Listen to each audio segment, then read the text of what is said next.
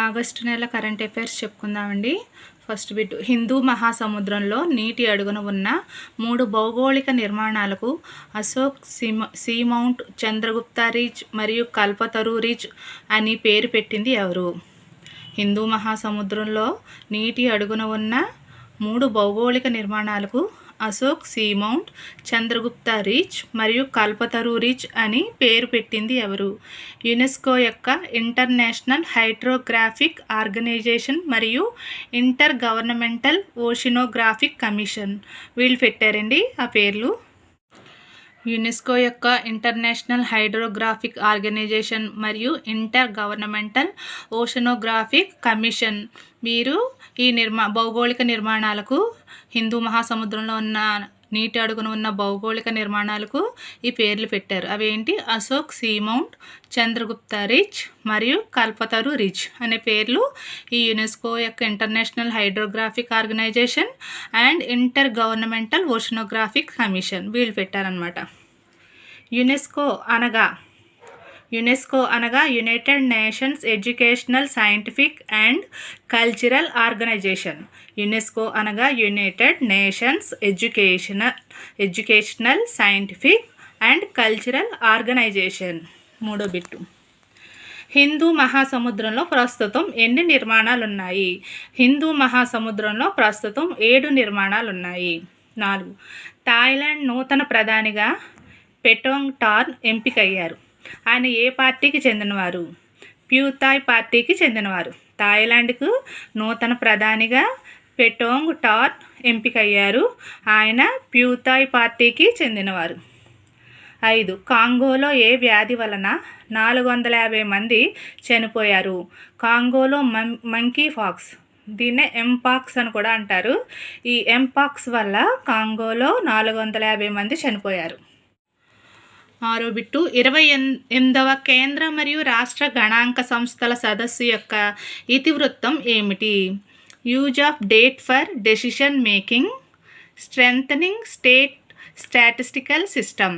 Use of date for decision making, strengthening state statistical system. 7. చీడపీడల నివారణకు DPPQS ICAR శాస్త్రవేత్తల సహకారంతో రైతుల కోసం ఏ మొబైల్ యాప్ని అందుబాటులోకి తెచ్చారు? National pest surveillance system NPSS అనే యాప్ని అందుబాటులోకి తెచ్చారు. నేషనల్ పెస్ట్ సర్వేలైన్స్ సిస్టమ్ అనే యాప్ని ఎవరు అందుబాటులో తెచ్చారు? DPPQS ICAR శాస్త్రవేత్తల సహకారంతో ఈ యాప్ను రైతుల కోసం అందుబాటులోకి తెచ్చారు. 8. 78వ స్వాతంత్ర దినోత్సవ వేడుకలు వికసిత్ భారత్ అండ్ 2047 అనే ఇతివృత్తంతో కొనసాగింది. 78వ స్వాతంత్ర దినోత్సవ వేడుకలు ఏ ఇతివృత్తంతో కొనసాగిందండి? వికసిత్ భారత్ అండ్ 2047. 9.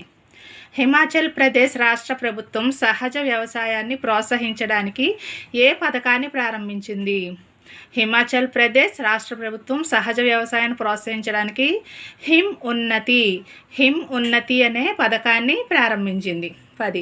హిమాచల్ ప్రదేశ్ గవర్నర్ మరియు సీఎం ఎవరు? Himachal Pradesh governor Shivpratap Shukla, CM Sukhvinder Singh Sukhu. Governor ఏమో శివప్రతాప్ శుక్లా, హిమాచల్ ప్రదేశ్ గవర్నర్ శివప్రతాప్ శుక్లా. సీఎం ఎవరండి? సుఖ్వీందర్ సింగ్ సుకు, హిమాచల్ ప్రదేశ్ సీఎం.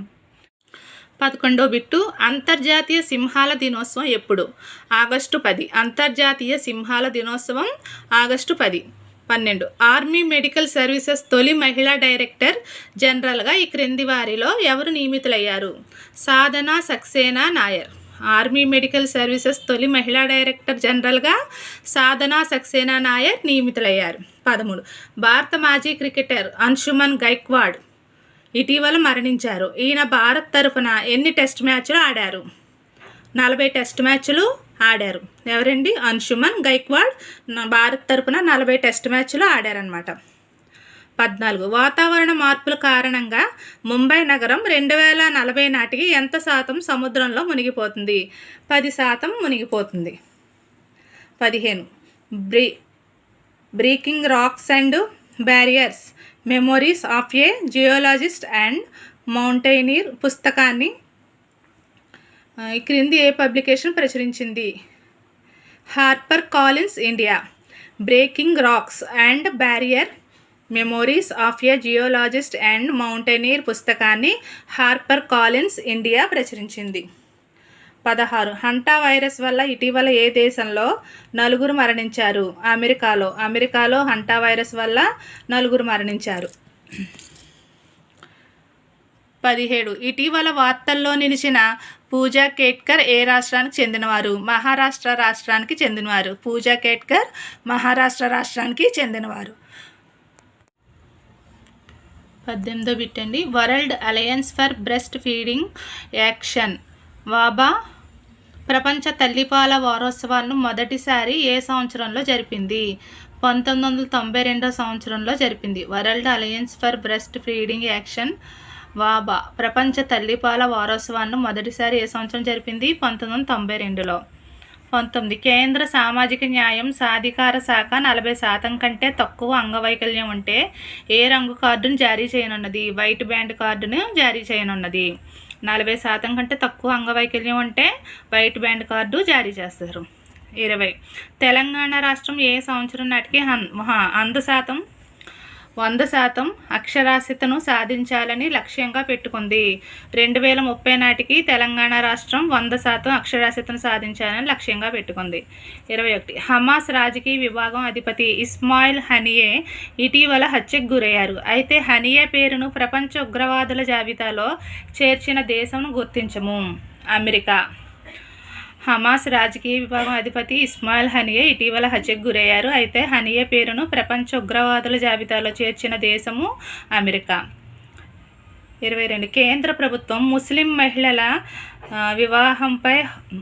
మహిళల చట్టాన్ని అంటే వివాహంపై హక్కుల పరిరక్షణ చట్టాన్ని ఏ సంవత్సరంలో అమల్లోకి తెచ్చింది? 2019 సంవత్సరంలో అమల్లోకి తెచ్చింది. మీకు ఈ వీడియో కనుక నచ్చితే లైక్ చేయండి, షేర్ చేయండి, సబ్స్క్రైబ్ చేయండి.